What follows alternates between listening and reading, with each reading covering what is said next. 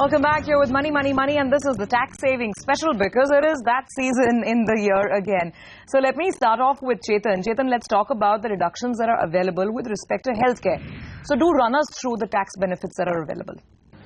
See, for the treatment of medical reasons, whatever, so there are many deductions which are available to a person. It starts with the medical reimbursement for your perquisite up to 15,000, which you can claim as exempt from your employer. If you submit the bills to the employer, he will allow you the 15,000 exemption.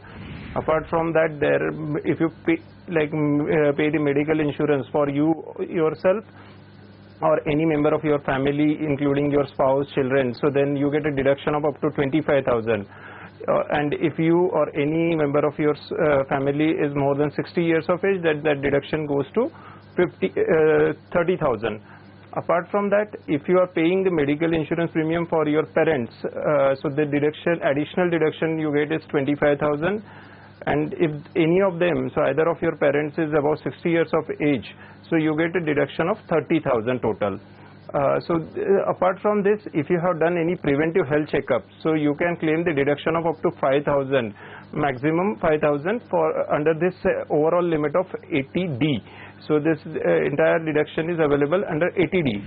Okay, Mayur, let's also talk about specified ailments and disabilities, because this is, I guess, one of the sections which is not very well spoken of. So a lot of times people might not know what are the tax advantages that they can try and take a look at.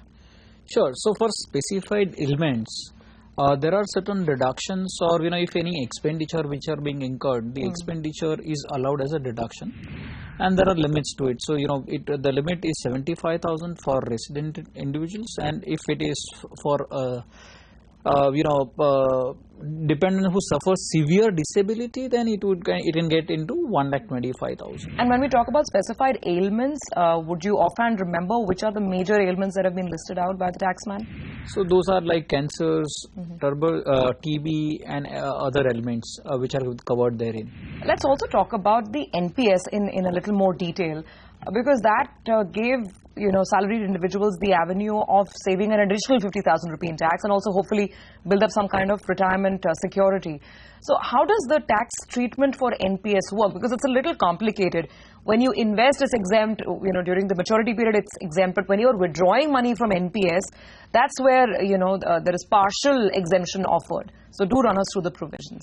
In NPS, there are various stages which we really look at it. One, at the contribution stage.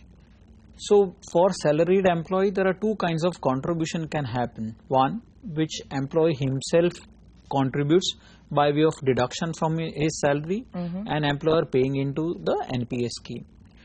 Another one where employer himself contributes to the pension scheme.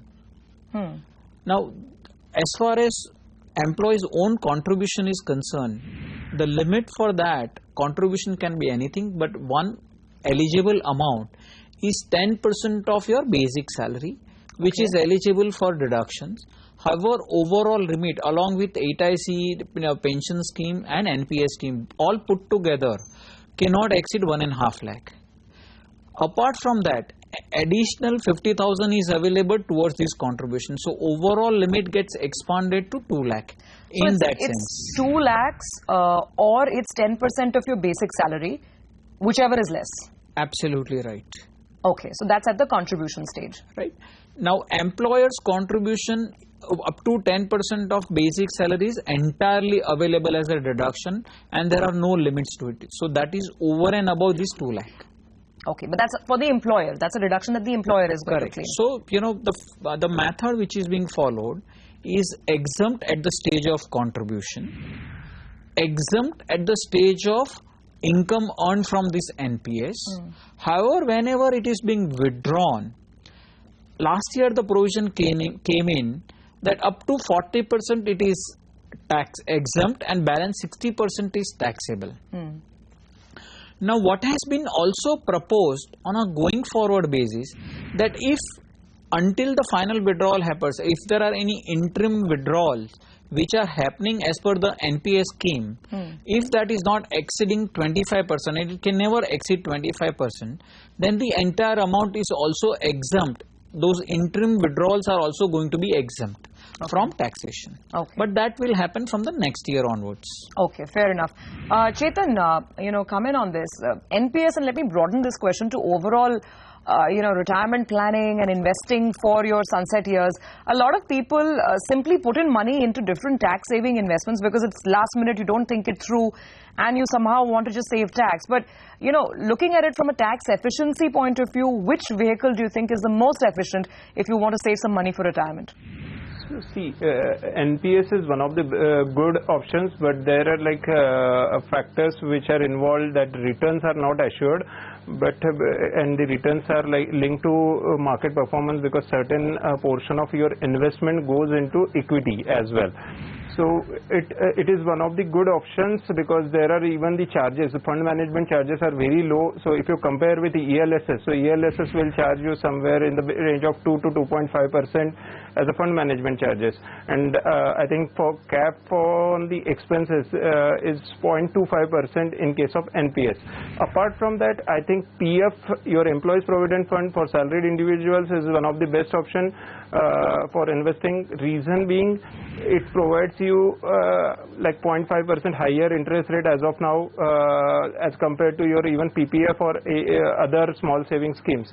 And the advantage is that it is if you complete 5 years of service, then and if you take a break from the job for 2 months or say whatever reason you quit the job and start on your own, so entire amount what you withdraw is tax exempt.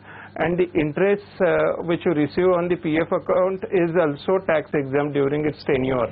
So if you have that option, you can voluntarily contribute additionally to the PF, your Employees Provident Fund. Well, sometimes it's good to keep things simple in life. Of course, maybe that's not all you need. You will require other forms of investment as well.